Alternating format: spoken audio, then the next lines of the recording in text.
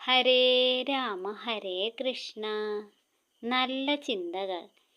ദ്രോഹിക്കാതിരിക്കുക, ദാനം നൽകുക, സത്യം പറയുക എന്നിവയാണ് ഉത്തമമായ 3 വ്രതങ്ങൾ. ദാനശീലന്മാരിലൂടെയാണ് ലോകം മുന്നോട്ടു പോകുന്നത്.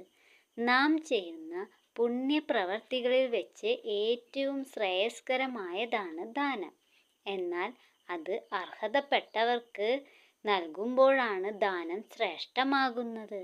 പാത്രം അറിഞ്ഞു വേണം ദാനം എന്ന് പഴമൊഴി.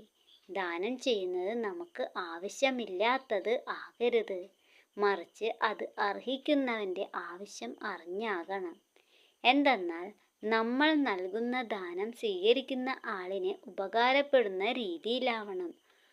ഒരു കരം കൊണ്ട് ചെയ്യുന്ന ദാനം മറുകരം അറിയരുതെന്നാണ് പ്രമാണം.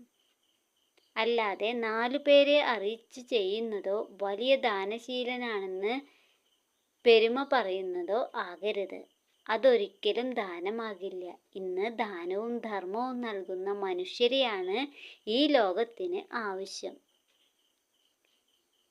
തിരിച്ചെടുക്കാനാവാത്തവനും കൊടുത്ത ധർമ്മത്തെ എടുത്തു പറയാത്തവനുമാണ് ഉത്തമനായ ദാനശീലൻ.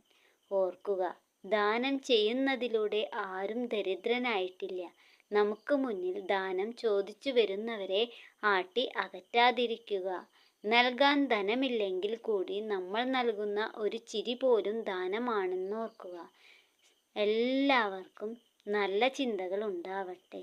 ഓം നമോ ഭഗവതേ വാസുദേവായ. സർവം കൃഷ്ണാർപ്പണമസ്തു.